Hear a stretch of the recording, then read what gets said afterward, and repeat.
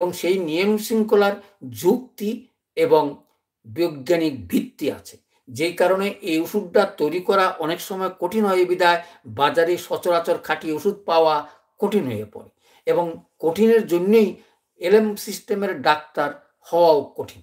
এই জন্য খাঁটি ওষুধ চাই, খাঁটি ডাক্তার চাই। অর্থাৎ যারা পঞ্চশতম পদ্ধতি ওষুধ প্রয়োগ করে দর্শন পেয়েছেন তাদের উদ্দেশ্যেই আজকের এই আলোচনা।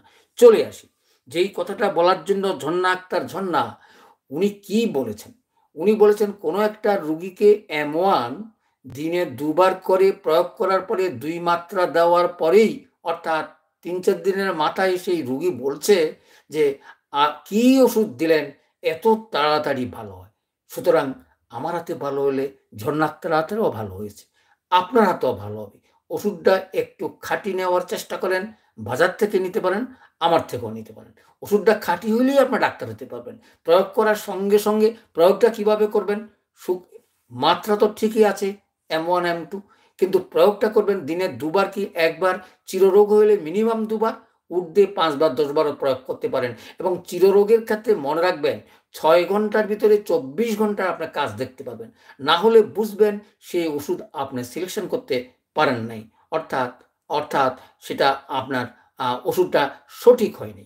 2 বার 3 বার মাত্রা প্রয়োগ করার পরেই বোঝা যায় যে আপনার ওষুধ সঠিক হলো কি সঠিক হলো না। যেমন ধরেন কোনো জ্বরের কেস, আমরা জ্বরের কেসে অনেক সময় ওষুধে হয়তো কাজ করে না, তখন বুঝবেন হয়তো লক্ষণ মোতাবেক ওষুধগুলো প্রয়োগ হয়নি।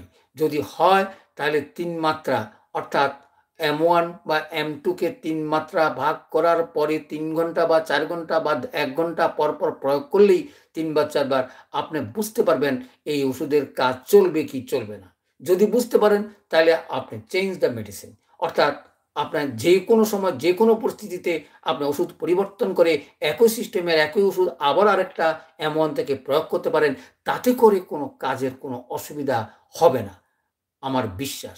কারণ চিররোগ মনে রাখবেন 1 থেকে 2 দিনের ভিতরে যে কোনো চিররোগ ভালো হয়ে যায়। যদি ভালো না হয় তাহলে বুঝবেন এটা হয় চিররোগ নয় আপনার ওষুধ সঠিক হয়নি। সঠিক হইলেই আপনাকে উত্তর দেবে। প্রশ্ন আসছে অনেক সময় হয়তো অনেক অনেক এলোপ্যাথিক বা হোমিওপ্যাথিক খেয়ে আসছে, সে কারণে ট্রাভেলস হতে পারে, সেখানেও হয়তো উপকার পাবেন, কিন্তু হয়তো সরাসরি ভালো উপকারতা নাও পেতে পারেন। তাই তার জন্য আপনার অধৈর্য আর কিছুই নেই, ধৈর্য সহকারে ওষুধ প্রয়োগ করেন। ধন্যবাদ। মেসেজ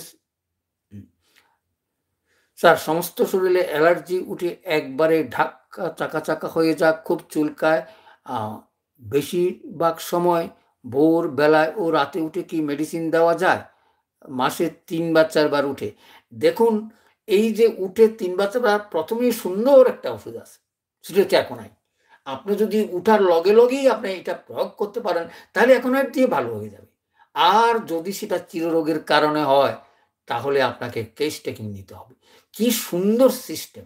আপনার যে কোনো অ্যালার্জি যদি অ্যাকোনাইট অবস্থা দৃষ্টে প্রয়োগ করতে পারেন তাহলে তরুণ রোগ আপনার হাতে ভালো। আর যদি চিররোগ হয় হয়তো একদিনের ভালো হবে, 2 দিন পরে আবারও আসবে। কারণ তরুণ রোগ এবং চিররোগের পার্থক্য হচ্ছে তরুণ রোগের ওষুধ কখনো একবার ভালো হলে ব্যাক করে না, অর্থাৎ পরবর্তীতে আসে না। কিন্তু চিররোগ একটু ভালো হয়ে আবার দেখা দেয়। সেটা বাত হতে পারে, ডায়াবেটিস হতে পারে, অন্য কোনো চুলকানি বাত, চর্মরোগ হতে পারে। এ সকল রোগ ভালো করতে গেলেই আপনাকে মায়াজমেটিক চিকিৎসা বুঝতে হবে, জানতে হবে। তবে মনে রাখবেন আমাদের দেশের অসুখের 80% রোগেই তরুণ রোগ। চিররোগ আমার মনে হয় না 20% বেশি আছে বলে আমি মনে করি। তাহলে চলে আসি আজকের এই আলোচনা, অর্থাৎ সুদূর আমেরিকাতে বসে আপনাদের উদ্দেশ্যেই আমি আগামীতে অর্থাৎ জুন মাস থেকে চেষ্টা করব প্রতিদিন ছোট করে হলো এক একটা ভিডিও দেওয়ার।